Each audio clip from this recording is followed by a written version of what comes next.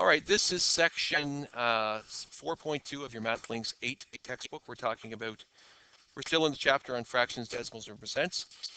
Chapter 4.1 that we just finished deals with percentages of numbers greater than 100%, as well as parts of percents like 73 and 3/4%, etc., etc. So in this second section, the show you know is converting fractions to decimals and percents. And there are two methods we can use.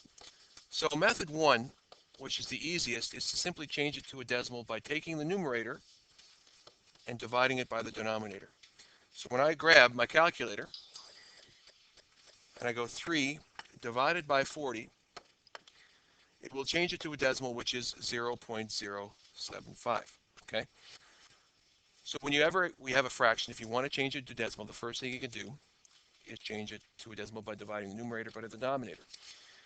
And then it says to change it to a percent. So that's how you change it to a decimal. To change that to a percent, I'm going to read this number as 75 thousandths. Okay? And the way I did that was I know that that's tenths, that's hundredths, that's thousandths. So that number, 0.075, I don't want you to read it as 0.075. That's what it looks like. That's not what it is. That number is 75 thousandths, which allows you to reinterpret as an equivalent fraction. Okay? So 3/40ths and 75 thousandths are equivalent fractions.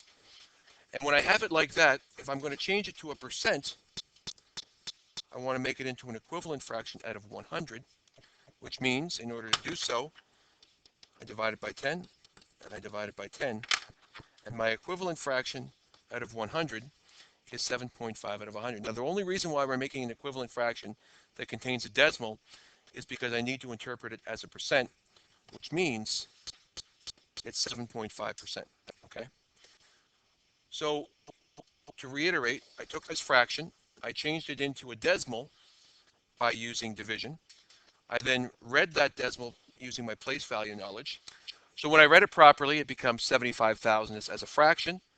And then to get it to a percent, I just need to think of it as an equivalent fraction out of 100. Since it's 7.5 out of 100, as a percentage is 7.5%. Okay?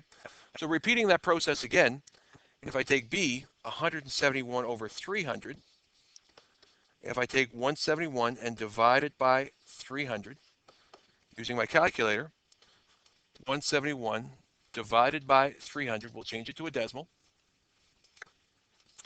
That decimal is 0.57. If I read that properly, it's going to be 57 what? Hundredths, right? 57 hundredths,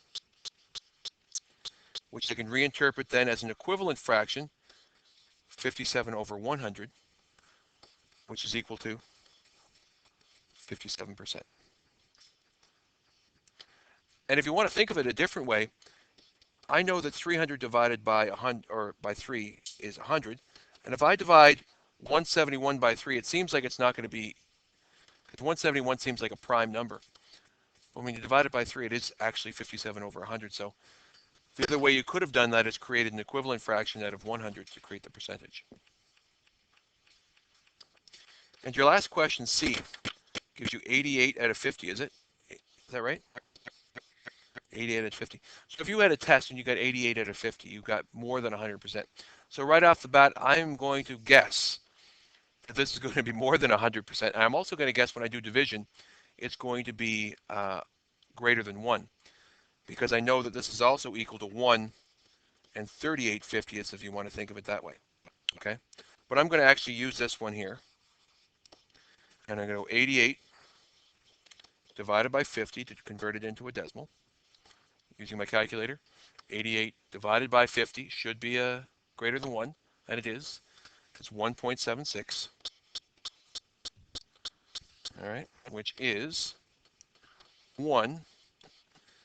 And the decimal can be read as and. So the decimal here can be read as and. So 1 and 76 hundredths.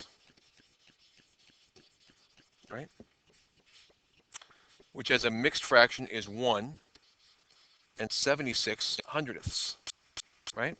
So if I interpret the decimal 1.76 into a fraction, it's 1 and 76 hundredths. which is equivalent to, this is a mixed fraction. And since we're going to go to a percentage, we don't want to use mixed fractions. We want to use improper fractions. So what would this be? Thank you, Tim. What would 1 and 76 hundredths be at another time? Absolutely. What is 1 and 76 hundredths as an improper fraction? 176 over 100. Now, if you forget how to do that, I think your grade 7 teacher probably taught you multiply your denominator by your whole number to get 100, and then add on 76 to get your numerator. Is that right? And then keep your denominator. That's probably what you used.